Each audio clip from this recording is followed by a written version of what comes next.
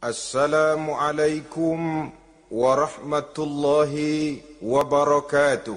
Waalaikumsalam warahmatullahi wabarakatuh.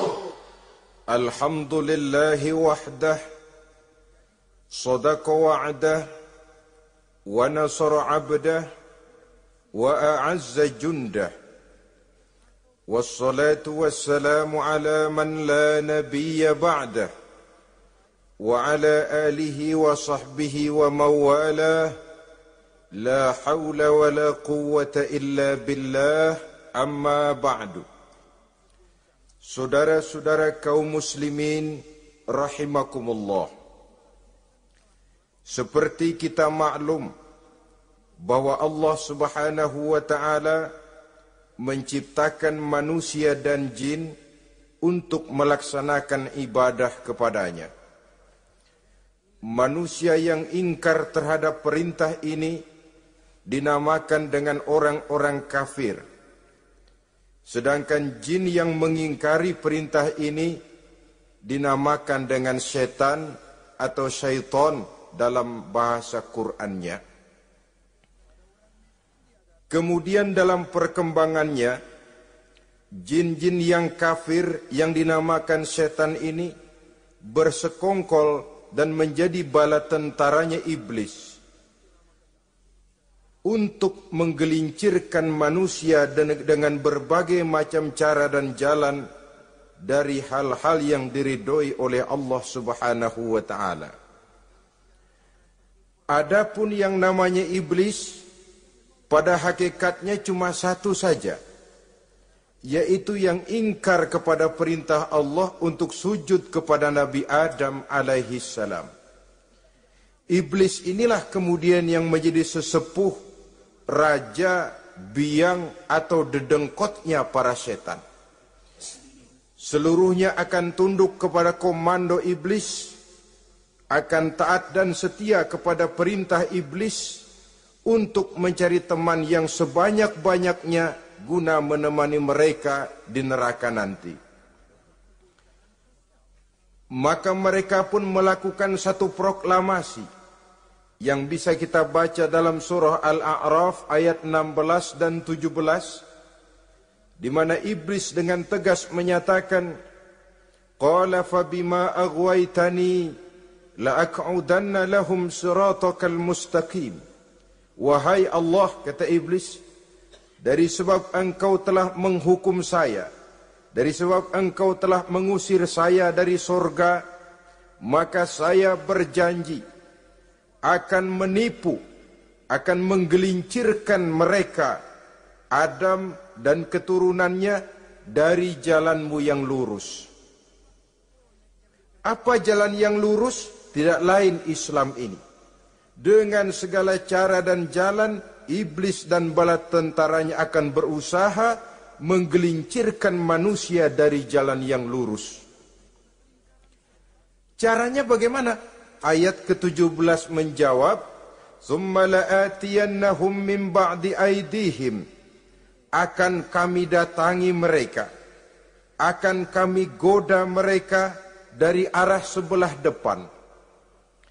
Kalau cara itu tidak kena, wa min khalfihim, kami goda mereka dari sebelah belakang. Andai kata cara itu pun tidak mempan, wa an aimanihim, dari arah sebelah kanan. Kalaupun itu gagal, wa an syama'ilihim, kami akan datang dari arah sebelah kiri. Pendeknya dari 4 penjuru angin, iblis dan seluruh bala tentaranya yang bernama setan belum akan puas sebelum kita tergelincir dari jalan yang lurus yang diridhoi oleh Allah Subhanahu wa taala. Sebagian ahli tafsir menjelaskan bahwa jika iblis menggoda dari arah depan, yang dimaksud dari depan ini adalah dunia. Sehingga manusia menjadikan dunia sebagai tujuan akhir dari seluruh kegiatan hidupnya. Ia pergi pagi, pulang sore, peras keringat, banting tulang, tidak ada yang dikejar kecuali dunia, dan cuma untuk kepentingan dunia. Dunia yang membuat orang berpaling daripada akhirat. Dunia yang membuat orang lupa kepada tujuan penciptaannya. Maka dunia termasuk perangkap iblis. Apa isi dunia? Biasanya yang lazim itu 3 ta itu. Harta, tahta, wanita. Itu yang bikin orang jadi sibuk sampai lupa kepada tujuan penciptaannya. Untuk apa dia diciptakan oleh Allah. Ini wa'an mimbaini aidihim. Kami goda mereka dari arah depan dengan menyodorkan dunia dalam bentuk yang hijau ranau. Dunia dalam bentuk yang manis sehingga mereka tenggelam di dalamnya. Lalu melupakan akhirat. Kalau cara itu juga tidak kena, wa min khalfihim, kami datang dari sebelah belakang. Kami lupakan mereka kepada akhirat. Itu mah urusan nanti bagaimana saja. Yang penting yang kita hadapi sekarang apa? Dunia, akhirat kita belum tahu dan bahkan belum tentu ada. Yang sudah pasti saja kita garap. Melupakan akhirat. Wa an aimanihim, yang dimaksud dari arah sebelah kanan, iblis dan setan selalu menghalang-halangi manusia untuk berbuat kebaikan. Karena kanan adalah lambang kebajikan. Sedangkan an syama'ilihim, kiri adalah lambang kejahatan. Dicegahnya kita berbuat kebajikan dan dibisikannya kita untuk selalu melakukan kejahatan dan kemunkaran. Wala tajidu aktsarahum syakirin, dan akan kamu dapati sedikit sekali di antara manusia yang bersyukur atas nikmat yang telah engkau berikan kepada mereka. Ditanamkan rasa ingkar kepada nikmat. Jika kita tidak kufur iman, dibuatnya kufur nikmat. Mengeluh padahal hidup sudah serba cukup, merasa masih sangat kurang padahal orang lain sudah titik air liurnya melihat keadaan kita. Sedikit sekali di antara mereka yang pandai bersyukur kepada nikmat yang telah engkau berikan itu, ya Allah. Jadi untuk ingkar nikmat, bisikan selalu datang dari iblis. Coba lihat itu, temanmu yang tidak pernah sholat, rezekinya lancar, kamu berhenti saja sholat. Yang tidak pernah ke masjid, pangkatnya naik terus, udah berhenti aja ke masjid. Atau setidak-tidaknya mengeluh dalam hati, Tuhan kayaknya tidak adil, kenapa saya rajin sholat kok rezeki seret bener. Padahal pada dasarnya kalau kita mau berpikir dalam bentuk yang paling mendasar, Allah selalu memberikan yang terbaik untuk kita. Jika begini keadaan kita, inilah yang terbaik buat kita menurut pertimbangan Allah. Jika kita menuntut lebih lagi, mungkin dengan keadaan yang lebih itu kita bisa tergelincir. Dan Allah lebih tahu itu. Sebagai pencipta manusia, Allah lebih tahu tentang kemungkinan-kemungkinan yang bisa didapat dan dicapai oleh manusia. Bahasa ringannya, rezeki lu segini aja deh, lu jadi rajin sholat. Kalau rezeki lu melebihan jadi orang kaya dikit, nanti ngelihat masjid minggir. Allah selalu memberikan yang terbaik kepada kita. Saudara-saudara kaum muslimin, adapun iblis dan setan sudah menyadari betul bahwa iblis dan setan tempatnya di akhirat nanti jelas neraka. Itu mereka sudah sadari betul. Maka yang mereka kepengen sekarang, bagaimana mencari teman sebanyak-banyaknya untuk menemani mereka di neraka nanti. Nah inilah yang menyebabkan mereka berjibaku betul. Bahkan ada satu riwayat itu, ada waktu-waktu tertentu di mana para setan ini laporan kepada iblis. Kalau ada yang laporan gagal, bukan main marahnya si iblis ini selaku komandan. Kata setan, Pak, saya gagal menggoda si fulan karena imannya kuat. Goblok kamu. Dengan apa kamu goda dia? Dengan kedudukan. Dia tidak mau. tempuh dengan jalan lain, barangkali dengan harta. Kalau dengan harta tidak bisa, barangkali dengan wanita. Kalau dengan wanita tidak bisa, tempuh segala macam cara. Dan mereka yang laporannya enak, artinya berhasil menggoda banyak orang-orang beriman, itu konditenya naik. Bahkan mendapat semacam piagam penghargaan sebagai kadar militan daripada iblis. Nah, mereka berusaha dengan segala macam cara mengumpulkan teman sebanyak-banyaknya. Kalau mereka sendiri sudah tahu pasti, sadar nasib saya di akhirat nanti pasti masuk neraka, diazab dan disiksa oleh Allah. Cuma saya begini ini lantaran ulahnya Nabi Adam dulu. Maka anak-anak cucu Nabi Adam harus menjadi teman-teman saya sebanyak-banyaknya guna menemani saya di dalam neraka. Oleh karena itu, pada kesempatan pertemuan saat ini, kita akan membicarakan siapa sih teman-teman setan itu. Diriwayatkan dari Wahab bin Munabbih bahwa pada satu hari iblis diperintahkan oleh Allah untuk datang kepada baginda Rasulullah sallallahu alaihi wasallam dan menjawab segala pertanyaan yang diajukan oleh baginda Nabi. Datang iblis dalam bentuk orang tua pakai tongkat. Jadi iblis itu bisa malih warna, dia termasuk jenis makhluk halus toh. Seperti halnya jin dan malaikat, itu bisa malih warna sesuai dengan yang mereka kehendaki. Ketika datang, baginda Nabi bertanya, "Man anta?" Siapa kamu? Dia jawab, "Ana iblis." Saya iblis. Jujur. "Limadza ji'ta?" Mau apa kamu datang kemari? Kata baginda Nabi. Dijawab oleh iblis, "Innallaha amaroni an atika wa ujibaka an kulli ma sa'altani." Allah memerintahkan saya untuk datang kepadamu dan menjawab segala pertanyaan yang engkau ajukan kepada saya. Nah, atas pernyataan ini, baginda Rasul kemudian bertanya dengan dua pertanyaan. Pertanyaan pertama, iblis, "Kam ikhwanuka min ummati?" Ada berapa sih teman-temanmu dari golongan umatku? Dari golongan umatku, umat Islam ini, bukan orang lain. Kalau orang kafir sih sudah jelas, itu memang CS-nya iblis. Tapi dari umatku, siapa saja yang jadi teman-teman kamu iblis? Menjadi antekmu, menjadi alatmu sejak dari dunia sampai ke neraka nanti.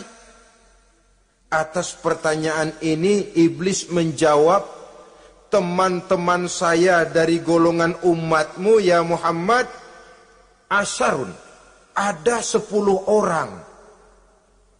Ada 10 orang yang merupakan teman-teman iblis dari dunia sampai ke neraka." Siapa mereka? Pertama kata iblis, "Teman saya hakimun jair." Hakim yang curang. Hakim yang tidak adil. Ini bisa dimaklumi. Kenapa? Karena hakim diharapkan adalah produk keadilan. Sehingga orang mengatakan seorang hakim adalah seorang yang meletakkan sebelah kakinya di sorga dan sebelah lagi di neraka. Kalau adil dia menghukum, kaki sebelah kanan yang akan menentukannya ke sorga. Kalau licik dia menghukum, kaki sebelah kiri yang akan menjerumuskan dia ke dalam neraka. Saudara-saudara kaum muslimin rahimakumullah. Sesungguhnya dalam kehidupan, Kurangnya sandang pangan bukan satunya sebab yang membuat orang menderita. Tidak teraturnya perumahan, kurangnya lapangan kerja bukan satu-satunya yang menyebabkan rakyat menderita. Tapi lukanya rasa keadilan. Tidak tegaknya hukum sebagaimana yang diharapkan. Itu juga bisa menjadi sumber nestapa, bisa menjadi asal dari segala derita. Oleh karena itu, hakim yang tidak adil, hakim yang curang, yang menghukum tidak berdasarkan hukum, tapi berdasarkan kepentingan, berdasarkan pesan sponsor, hukum bisa dibeli, ada istilah mafia peradilan. Hakim-hakim macam ini yang akan menjadi teman-teman iblis. Dan tiap kali palu akan diketuk, iblis sudah bukan main sibuknya. Kekuasaan di tanganmu, hijau katamu, hijau yang akan berlaku, merah kau ketok, merah yang akan jadi keputusan. Orang lain tidak tahu ini kesempatan untuk jadi kaya, ini kesempatan untuk naik pangkat. Manipulir hukum tidak ada yang tahu karena orang banyak yang awam dengan hukum. Saudara-saudara kaum muslimin, kalau hukum sudah bisa dibeli, atau kalau hukum cuma untuk orang-orang kecil saja, ada kelompok-kelompok yang kebal hukum, maka akan timbullah kiamat di masyarakat, di mana yang kuat makin kuat, yang lemah selalu menjadi mangsa.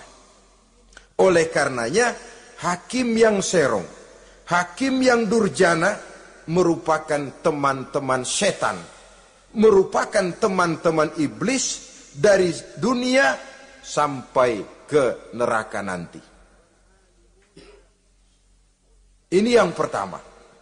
Oleh karenanya, pada dasarnya setiap kita adalah hakim untuk keluarga, dalam pergaulan.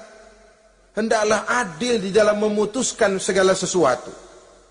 Lebih-lebih hakim yang memang menjadi pengayom masyarakat.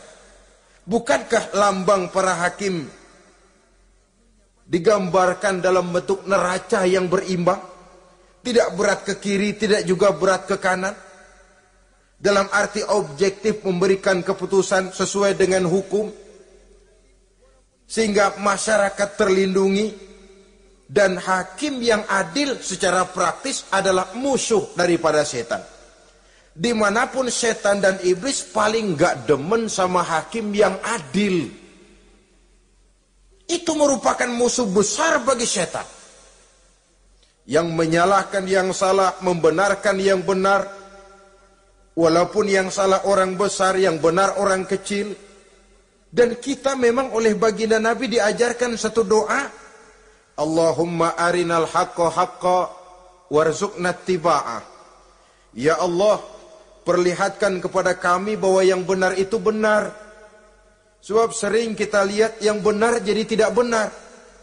Ini memerlukan kekuatan batin. Yang benar tampakkan kepada kami kebenarannya ya Allah. Sebab sekarang banyak ketidakbenaran yang dikamuflase. Banyak ketidakbenaran yang diberikan lipstick. Sehingga kelihatannya menjadi benar. Ini baik doa ini saya pikir dibaca oleh para hakim.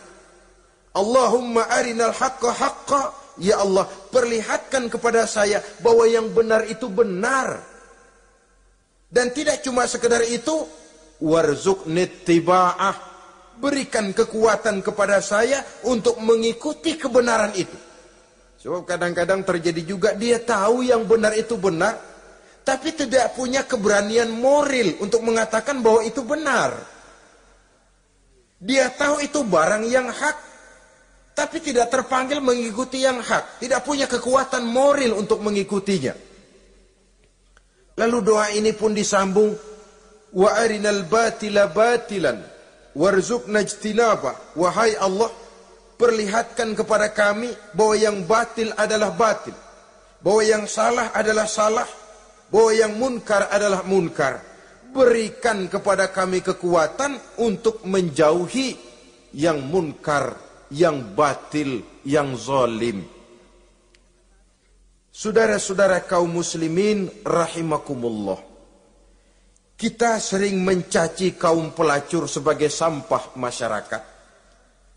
Tapi sadarkah kita bahwa pelacuran di bidang hukum, pelacuran di bidang intelektual, kadang-kadang pelacuran di bidang agama, dalam arti menjual ayat untuk membela yang salah dan menekan yang benar, ini juga tidak kalah bahayanya dengan prostitusi, pelacur-pelacur yang kita anggap sebagai sampah daripada kehidupan masyarakat itu.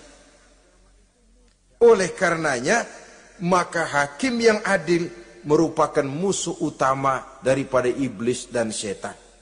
Mereka akan sibuk sekali kalau seorang hakim sudah berketetapan untuk melahirkan keputusan hukum yang seadil-adilnya. Ini yang pertama, teman setan adalah hakim yang nyeleweng, yang tidak adil. Yang kedua, teman saya, kata iblis, ghaniyun mutakabbir, orang kaya yang sombong. Orang kaya sombong itu teman setan. Orang miskin sombong itu lebih teman lagi tuh. Sebab ini sudah kelewatan. Kalau orang kaya sombong barangkali masih lumayan lah, memang kaya. Tapi kalau sudah miskin sombong, minta ampun. Orang kaya yang sombong adalah musuh iblis. Sebab pada hakikatnya tidak ada yang kaya dalam kehidupan ini kalau sudah bercermin kepada apa sih yang kita punya.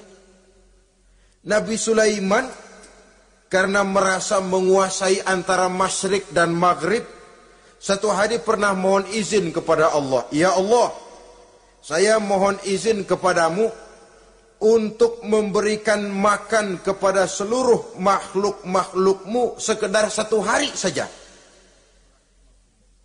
Baik. Satu hari Nabi Sulaiman mau menjamin menanggung makannya semua makhluk. Karena merasa kaya. Baik, kata Allah. Lalu sibuklah Nabi Sulaiman mengadakan persiapan. Seluruh bala tentaranya, jin, binatang dikumpulkan, mengumpulkan makanan yang sebanyak-banyaknya, diatur di satu lapangan yang sangat luas. Sebab ini yang mau makan tentu tidak sedikit. Nah, sudah selesai persiapan, kata Allah, sudah selesai Sulaiman? Sudah, ya Allah. Nah, aku mulai dari makhlukku yang paling di bawah, ikan. Ikan Nun dipanggil oleh Allah. Rezekimu hari ini mau ditanggung Sulaiman. Naik, makan. Naik ikan ini. Sekali makan seluruh persiapan habis.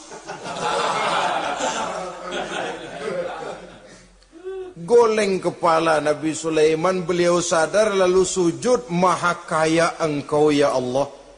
Boro-boro nanggung makanan semua makhluk hidup sehari, ikan satu enggak keurusan. Ini baru sekali makan, bagaimana nambahnya?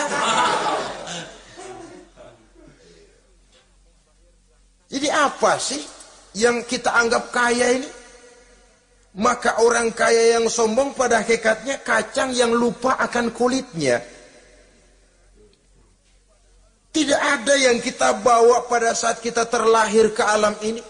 Sebagaimana juga tidak ada yang kita bawa pada saat kita meninggalkan alam ini. Harta kita akan pindah nama. Sebab itu yang perlu kita jaga pada hakikatnya tidak lain nilai-nilai iman. Sebab ini yang akan kita bawa. Cuma ironinya, karena iman itu abstrak, bukan benda. Orang yang kehilangan iman tidak pernah ribut. Sebaliknya karena harta itu materi, benda konkret, orang yang kehilangan harta cepat merasa, cepat ribut. Motor hilang, ribut. Kenapa? Motor itu benda, kelihatan. Duit hilang, ribut.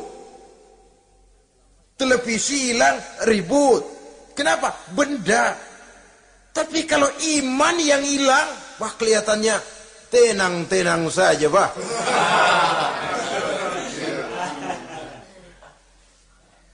Padahal ini usaha iblis, bagaimana orang kehilangan iman, menjadi kafir, masuk grup dia untuk menemani dia di dalam neraka nanti. Dia gelincirkan iman kita, dan kita sering tanpa terasa telah mengalami pergeseran nilai-nilai iman, kalau tidak tergusur sama sekali. Cuma saya katakan tadi, oleh karena iman ini bukan benda, orang yang kehilangan iman kurang begitu merasa. Padahal ini yang paling berharga. Sebab ini yang akan kita bawa menghadap Allah. Orang itu kalau sudah yakhruju minad dunya bighairi iman, keluar dari dunia, meninggalkan dunia dan seluruh isinya, kembali menghadap Allah dengan tidak membawa iman, tempatnya jelas sudah. Itu yang paling kita khawatir. Pangkat jelas tidak kita bawa. Harta benda akan pindah nama jadi milik ahli waris kita.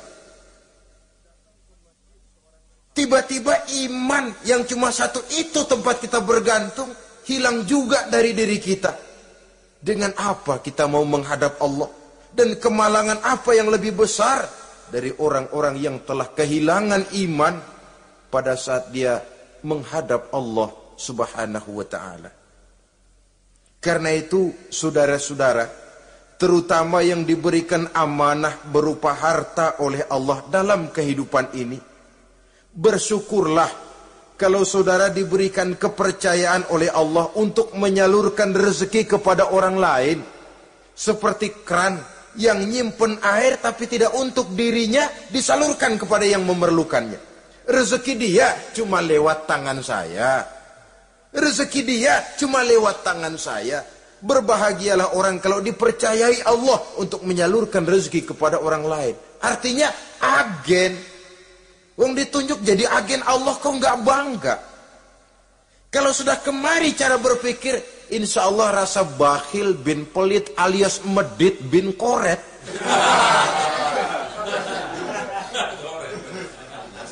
Itu insya Allah nggak ada. Kan kadang kita berpikir, yang nyari duit gue setengah mati, lu datang-datang mau minta aja pala lu. Kan itu toh kadang-kadang cara kita berpikir. Ya boleh jadi lalu terasa berat.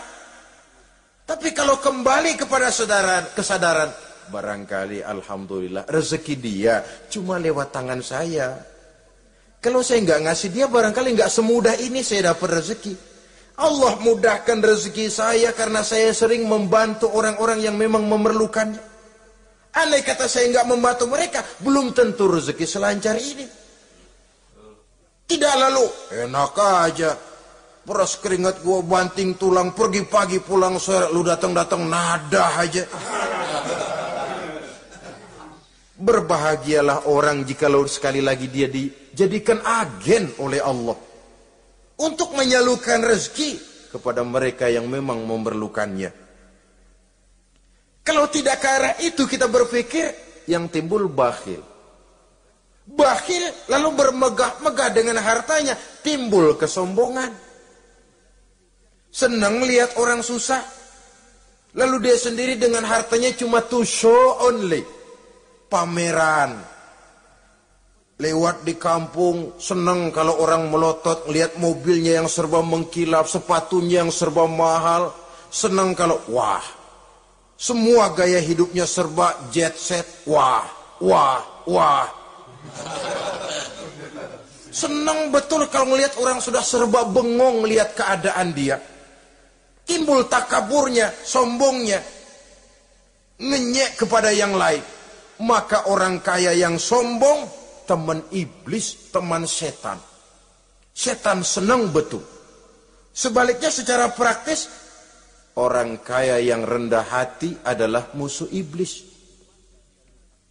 Saudara-saudara kaum muslimin rahimakumullah. Lain memang.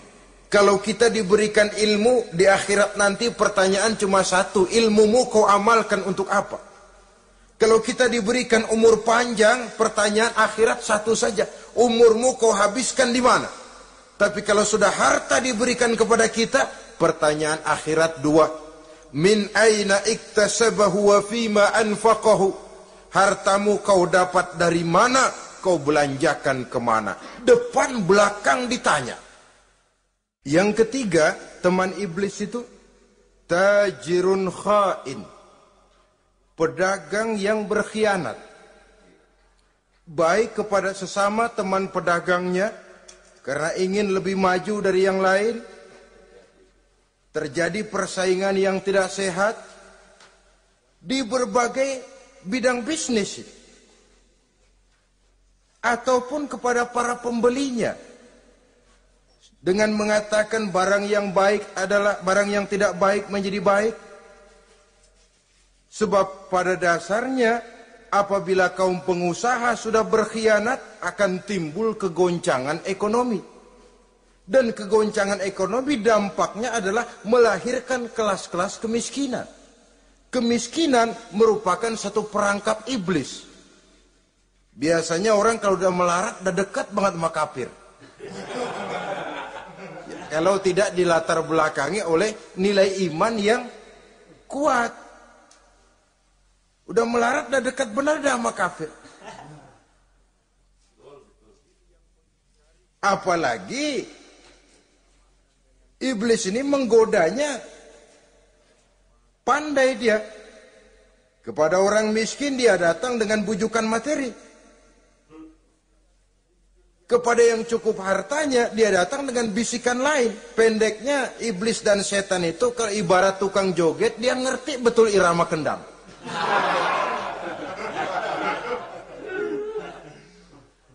Di mana kelemahan orang itu dia selidiki, dia pelajari, dari arah situ dia masuk. Dan secara strategi perang iblis dan setan ini posisinya memang lebih menguntungkan daripada kita. Kenapa? Dia melihat kita, kita mah nggak lihat dia. Dia bisa pelajari kebiasaan dan kecenderungan kita. Kita nggak tahu kadang-kadang kelemahan kita. Dari arah itu dia masuk. Posisi dan strateginya lebih menguntungkan daripada kita. Saudara-saudara kaum muslimin rahimakumullah. Bila ekonomi sudah goncang, terjadi penimbunan barang, terjadi spekulasi harga, timbullah kegoncangan sosial.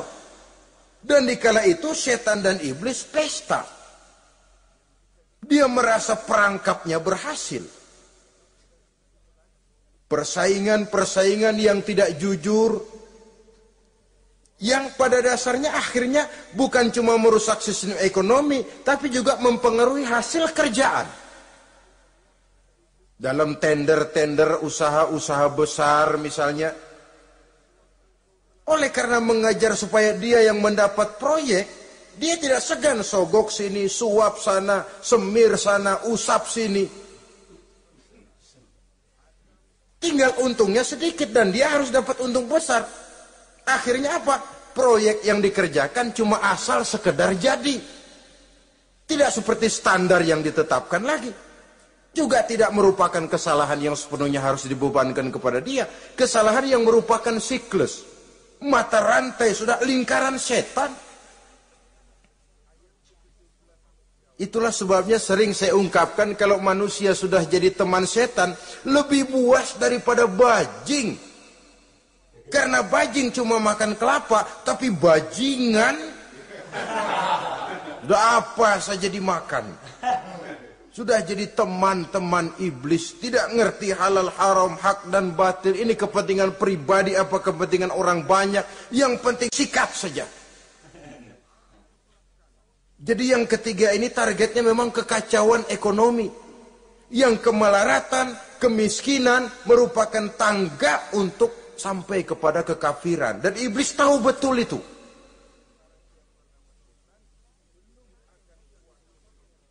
Lain misalnya contoh yang diberikan oleh Rasul. Rasul kan pernah dagang di kala remaja itu. Membawa dagangannya Siti Khadijah. Kain. Beliau dagang kain. Berapa kain ini? Oh, kalau ini Saya ambil dari Ibu Khadijah 25 rupiah. Saudara mau beli saya berapa terserah asal saya ada untungnya. Dan kalau modalnya 25, betul-betul beliau bilang 25. Jujur. Kita kan enggak, udah bohong campur sumpah lagi.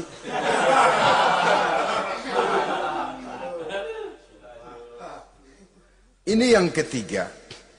Yang keempat, teman-teman setan, teman-teman iblis, syaribul khamr. Orang yang minum arak, pemabuk, itu teman setan.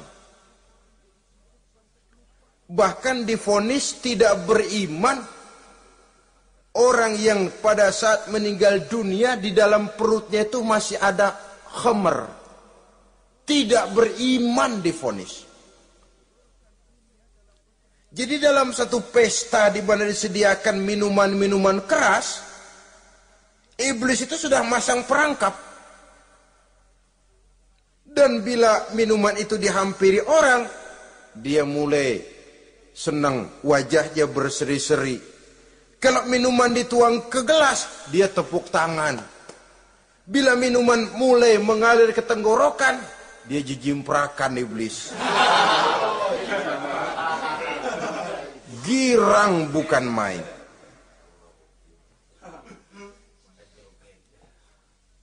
Saudara-saudara kaum muslimin rahimakumullah. Kenapa pemabuk merupakan teman setan? Karena dalam keadaan mabuk, orang kehilangan daya kontrol.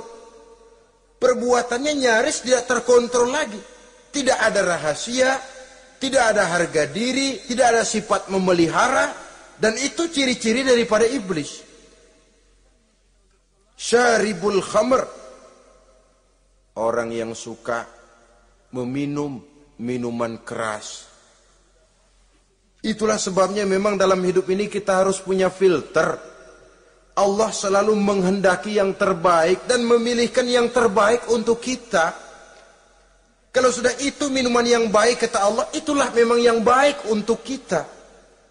Kalau itu dilarang oleh Allah, itulah memang yang tidak baik untuk kita. Jadi kalau sudah qat'i dalilnya, gak usah buang energi menyelidiki apa manfaatnya. Kalau sudah qat'i dilarang, gak usah buang energi menyelidiki apa bahayanya khamr. Allah tidak akan melarang sesuatu yang mengandung manfaat. Yang dilarang Allah tentu yang membawa mudarat dan bahaya di dalam kehidupan. Bukankah sekarang ini minuman keras sudah merupakan penghias pesta? Merupakan kebanggaan di kalangan remaja? Termasuk dalam kata khamr ini ya morfin, ganja, narkotik, dan yang sejenis dengan itu. Orang sudah merasa bangga kalau sudah fly to the sky. Membumbung ke angkasa katanya dunia ini luas. Lupa segala macam persoalan. Tapi sampai kapan? Sampai kapan orang merasa membumbung? Sampai kapan orang merasa bisa meninggalkan segala persoalan? Sampai mabuknya selesai. Ya kalau gitu mabuk aja terus. Lalu apa artinya kehidupan ini? Mabuk kan gak ngerugiin orang lain. Kalau saya nyolong kan ngerugiin orang lain. Kalau saya korupsi ngerugiin orang lain. Kalau saya zina jelas ada orang lain yang dirugikan. Tapi minum khamar, siapa yang rugi? Uang-uang saya. Saya beli dengan uang saya. Yang minum pun saya. Siapa yang rugi? Saudara, ini pemikiran sepihak namanya. Pertama jelas merugikan diri sendiri. Kesehatan terganggu, pertumbuhan IQ, ya, daya pikir jadi jumud bin beku. Tidak ada idealisme ke arah depan. Yang ada ya, yang dipikirkan ya, yang di depan hidungnya saja. Dan konon itu pada mulanya memang orang kan sifatnya cuma ingin tahu. Nyobain ketagihan. Ya kalau orang tuanya masuk golongan have, mampu. Ya, kalau orang tuanya termasuk ekonomi lemah. Sedangkan kecanduan hal yang tidak bisa ditangguhkan. Orang yang sudah kecanduan minuman keras, Sekali dia tidak minum, sudah bukan main rasanya. Orang yang sudah biasa minum ganja, morfin, narkotik, satu kali dia tidak bertemu itu, sudah nggak keruan rasa. Orang tuanya tidak mampu, kenapa lalu nggak ngelamun yang negatif? Ya kalau dia keluarga have, orang tuanya masih ngelarang, dia bisa jual hal lain di rumahnya yang ada harganya.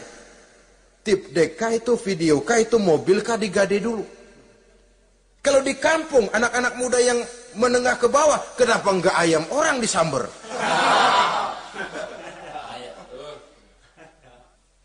Terjadilah perbuatan negatif yang akhirnya merembet kepada merugikan orang lain. Hakikatnya zohirnya memang pada mulanya hanya merugikan diri sendiri. Tapi lambat laun akan merembet juga kepada merugikan orang lain. Oleh karena itu pantas kalau dalam perjalanan Mi'raj begitu hendak start dari Masjidil Aqsa menghadap Allah, kepada baginda Nabi disodorkan 2 gelas minuman. Segelas susu dan segelas arak. Muhammad, kau ambil salah satu minuman itu, kau minum. Mantap, Nabi mengambil gelas yang isinya susu lalu beliau minum.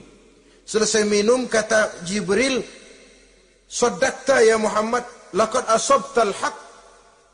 Kamu benar Muhammad, pilihanmu tepat. Kenapa? Untung saja susu yang kamu minum. Kalau arak yang kamu ambil, kamu pilih dan kamu minum, pasti umatmu bakal pada jadi umat teler semua nantinya. Wong Nabi milih susu saja umatnya masih banyak yang teler. Apalagi kalau beliau memilih khamr waktu itu. Tapi ini sekedar simbol bahwa begitulah kita dalam hidup.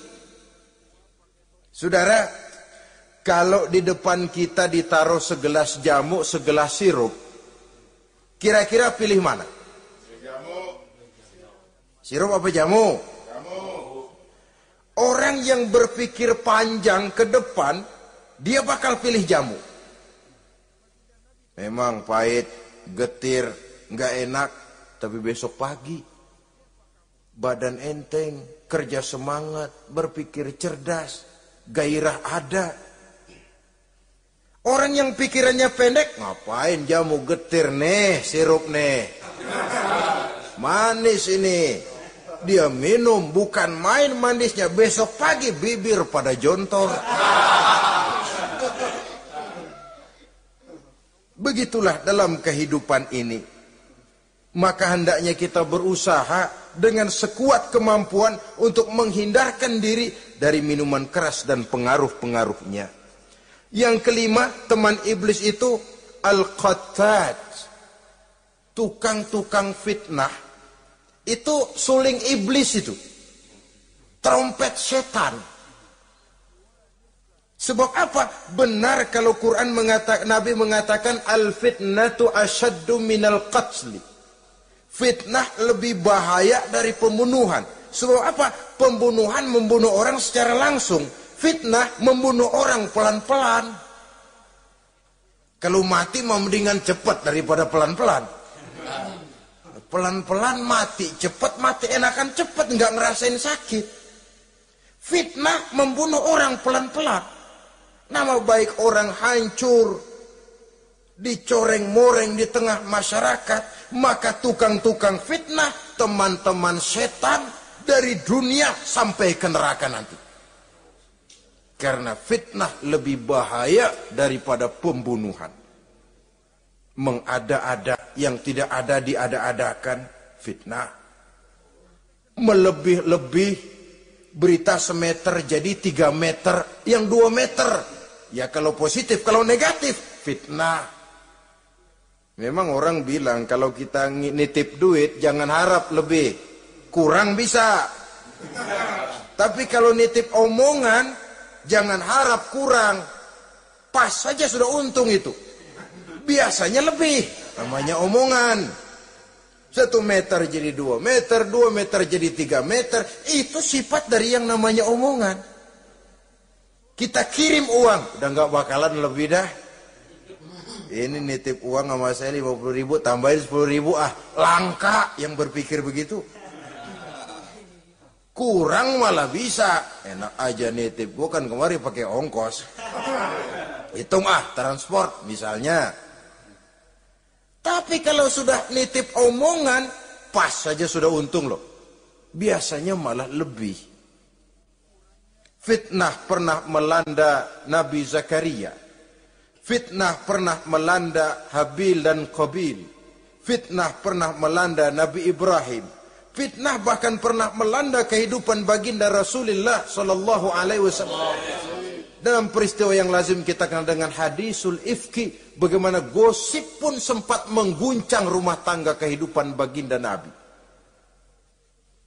Sehingga pantas kalau beliau sendiri mengatakan al-fitnatu asyaddu minal qatl. Fitnah itu lebih bahaya daripada pembunuhan, karena fitnah membunuh orang secara pelan-pelan. Saudara-saudara kaum muslimin rahimakumullah. Lidah tidak bertulang. Soghirul jirmi azimul jurmi. Kecil bentuknya tapi besar akibatnya. Kalau kita luka karena silet 2-3 hari boleh sembuh. Tapi luka karena lidah seumur hidup kita ingat. Asal lihat orangnya ingat nih, dia nih yang ngomong kagak enak banget, gua tandain dah.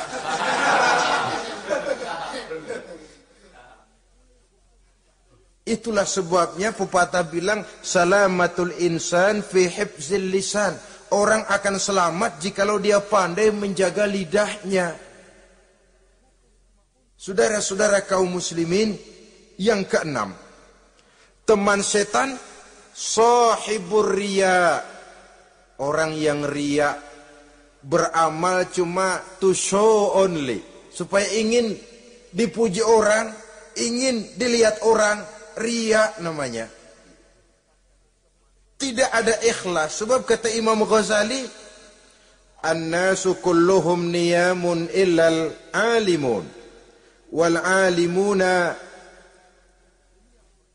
an-nasu kulluhum mauta illal alimun, wal alimuna niyamun illal amilun, wal amiluna mughtarruna illal mukhlisun. Manusia itu pada hakikatnya mati kecuali orang alim. Orang alim sekalipun hidup hakikatnya adalah tidur, kecuali orang yang mengamalkan ilmunya. Dan orang yang mengamalkan ilmunya banyak yang tertipu, kecuali orang yang ikhlas. Tepat ini fatwa Imam Ghazali. Manusia hakikatnya tidur kecuali orang yang alim.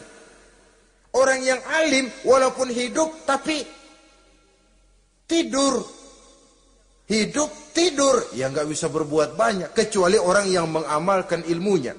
Dan orang yang mengamalkan ilmunya banyak yang tertipu kecuali yang ikhlas. Jadi kalau amal itu adalah jasad, ikhlas itu adalah ruh. Amal tanpa ikhlas patung. Patung tidak bisa berkembang, tidak bisa berbuat banyak, namanya patung. Itu amal tanpa ikhlas. Ini termasuk penyakit batin toh, ikhlas, riya, ujub, sum'ah, penyakit kepengen didengar orang, penyakit kepengen dilihat orang. Wah, kalau sembayangnya dilihat orang mantap betul, kayak besok mau mati. Tapi kalau sudah sembayang nggak dilihat orang, wah kilat khusus, cepat bukan main. Riya. Ini yang menghancurkan amal ini nggak terasa. Sifat kita sendiri. Riya ini menggeragoti amal. Sebagaimana api menggeragoti kayu bakar. Yang ketujuh. Teman setan akilu malil yatim. Orang yang memakan harta anak yatim. Itu setan senang betul itu. Dia bisikanlah, kau kan ngurus anak yatim. Kau sudah menanamkan budi kepada mereka. Jadi wajar kalau kau ambil bagian. Mula-mula memang dalam batas yang wajar. Makin lama malah berebut sama yatimnya. Makin kesonoin, yatimnya malah nggak keduman, panitianya yang kenyang. Akilu malil yatim, orang yang memakan harta anak yatim secara zalim, ini merupakan teman setan. Sebaliknya, orang yang melindungi anak yatim, kata Nabi, seperti dua jari ini dengan aku di akhirat nanti. Dekat derajatnya dengan Rasul. Yang kedelapan, teman setan al-mutahawinu bis shalah. Orang yang nganggap enteng sholat, ngenteng-ngentengin sholat. Nanti aja dah, kalau udah tua-tuaan, sembahyang mah gampang, saban sari ada. Kalau ini nih tinju jarang-jarang. Al-mutahawin, ngenteng-ngentengin. Pada dasarnya agama itu mudah. Jangan dipersulit, tapi juga jangan dipermudah. Agama itu tidak berat. Jangan diberat-beratin, tapi juga jangan dienteng-entengin. So yang enteng kalau kita entengin, akhirnya menganggap remeh. Mulanya memang sedikit, makin lama makin banyak, makin lama makin banyak, makin bertumpuk. Apalagi kalau sadar kita sholat adalah tiang daripada agama. Bagaimana rumah akan tegak tanpa tiang yang kuat? Bagaimana agama akan tegak dalam diri seseorang kalau sholatnya dia enteng-entengi? Jangankan yang sunnah, yang wajib saja. Kadang-kadang tutup lubang, gali lubang. Padahal itu merupakan tiang pokok. Rumah itu untuk kuat harus ada tiang-tiang tambahan. Tiang tambahan ini ya nawafil, ya rawatib, sholat-sholat sunnah itu. Itu untuk menjaga stabilitas temperatur batin kita kepada Allah. Al-mutahawinu bis shalah. Jadi kalau sudah masuk waktu, beduk misalnya berbunyi, azan berkumandang, iblis mulai menyebar bala tentaranya. Pasukan, siap.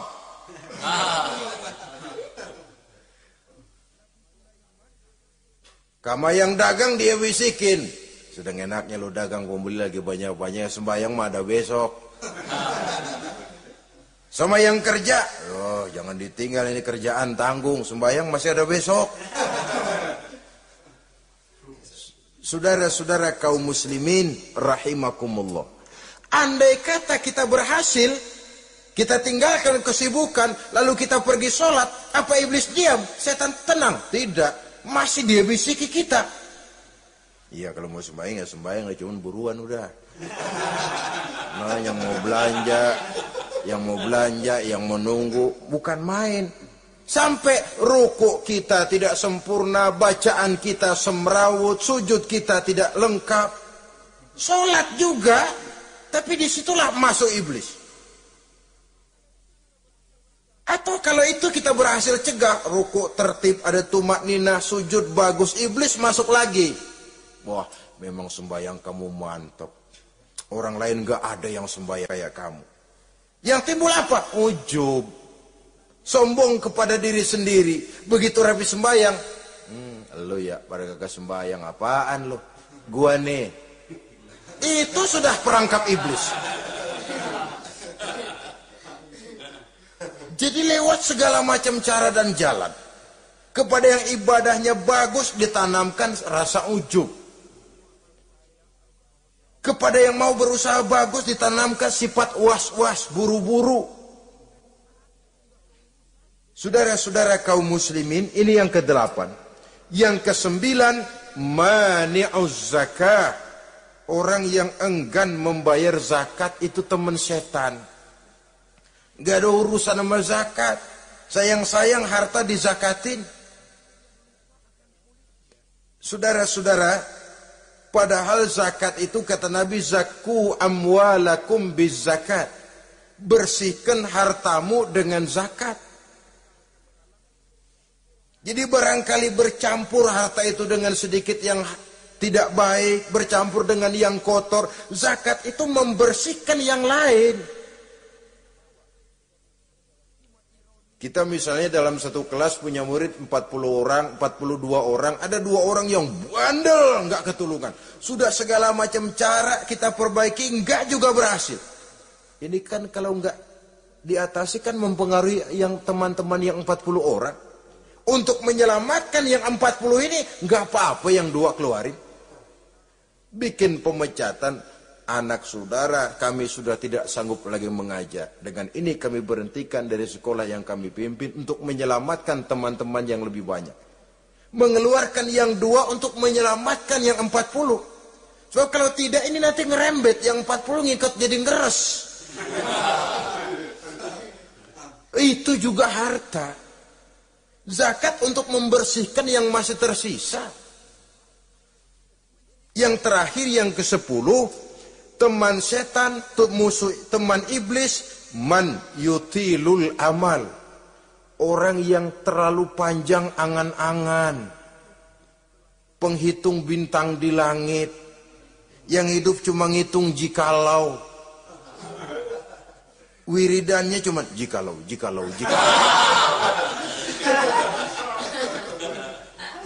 Tidak pernah mau berbuat, cuma angan-angan kelewat panjang.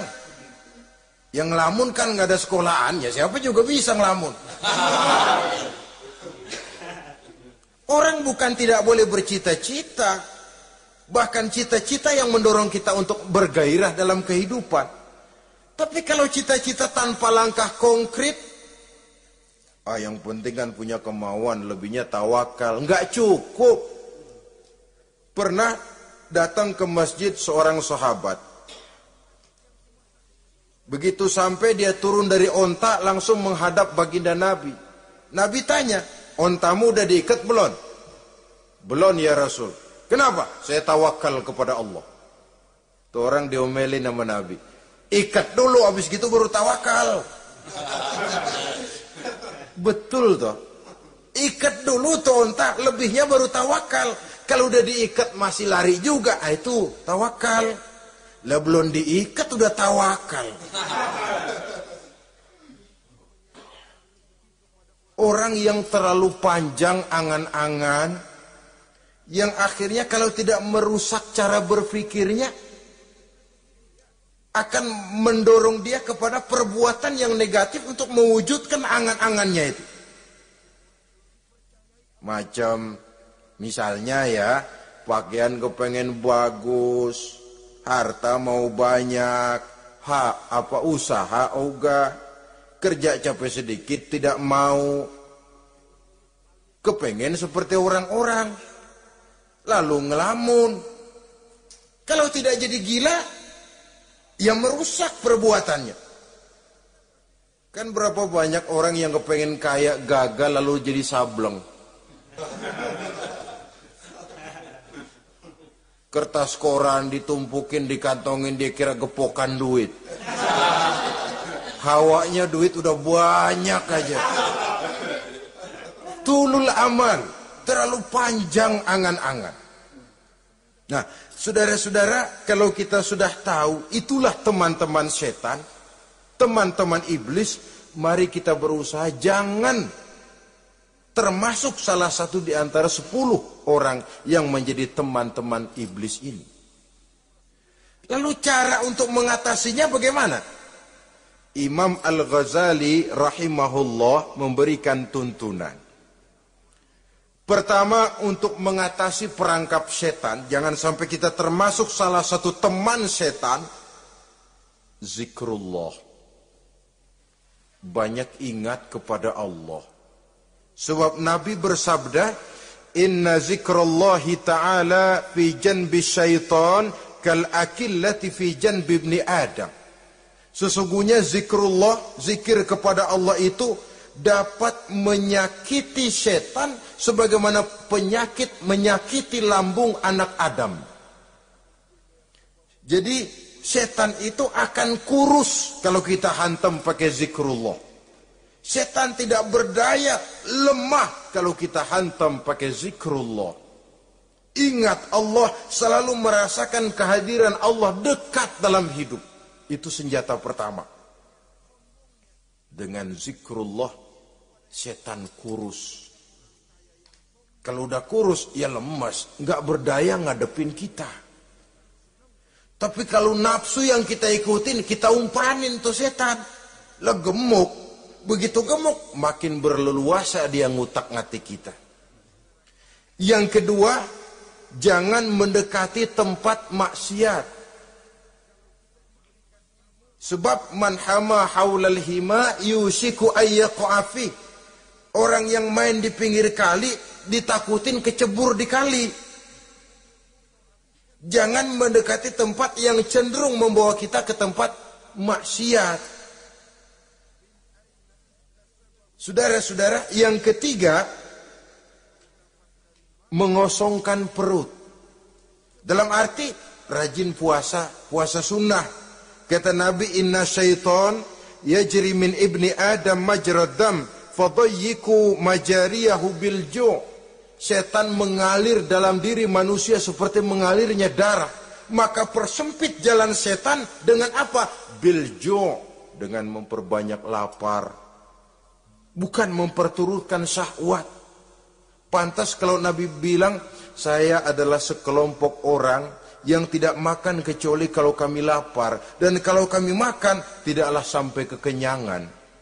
Bukan enggak kenyang, tapi enggak kekenyangan. Yang terakhir kata Imam Ghazali, hendaknya kita selalu ingat bahwa tujuan iblis dan setan adalah menjerumuskan manusia, menyengsarakan manusia, supaya kita menjadi teman mereka di neraka nanti. Kalau ingat itu, insya Allah kita bisa mengerem diri. Nah, inilah saja yang dapat kita sampaikan pada pertemuan kali ini. Mudah-mudahan ada manfaatnya. Terima kasih dan mohon maaf. Usikum wa nafsi bitaqwallah. Wassalamualaikum warahmatullahi wabarakatuh. Waalaikumsalam.